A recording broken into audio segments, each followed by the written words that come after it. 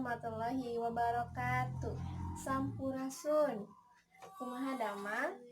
Wilujeng patepang deui sareng Ibu Nova dina pangajaran Basa Sunda kelas 4.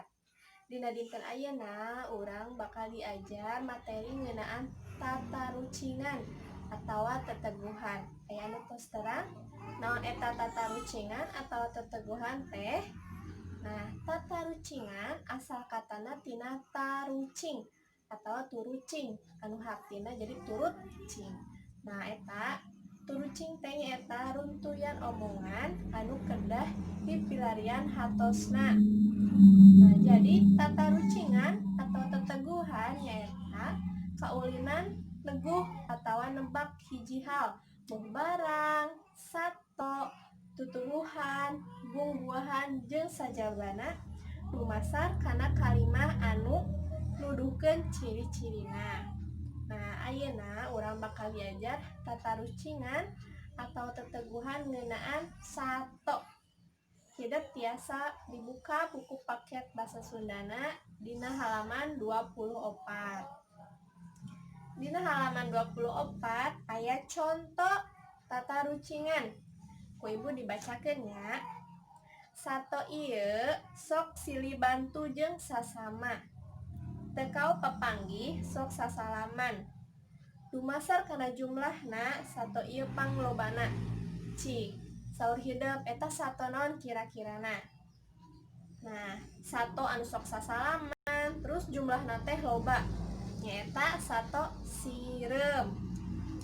Teras ayeuna eta upami tos aya kalimahna hideuk kantun ngajawab. Ayeuna kumaha upami nyieun teteguhan atawa tatarucingan?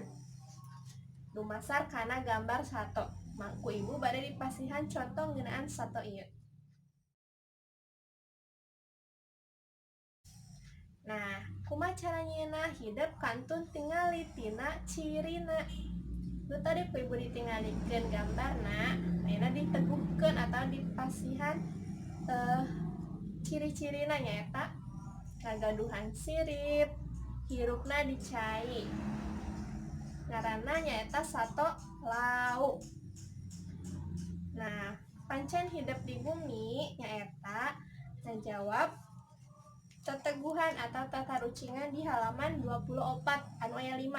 1, 2, 3, 4 sareng 5. Teras mangga hideuk ngajieun teteguhan atawa tatarucingan tina salah sahiji sato anu aya di dieu. Di dieu aya genepnya, aya genep gambar. Hideuk mangga pilih hiji wae sato kangge dijieun teteguhan atawa tatarucingan. Nu sakitu anu tiasa dilugikeun ku Ibu. Mudah-mudahan aya mangpaatna. Hatur nuhun. Wassalamualaikum warahmatullahi wabarakatuh.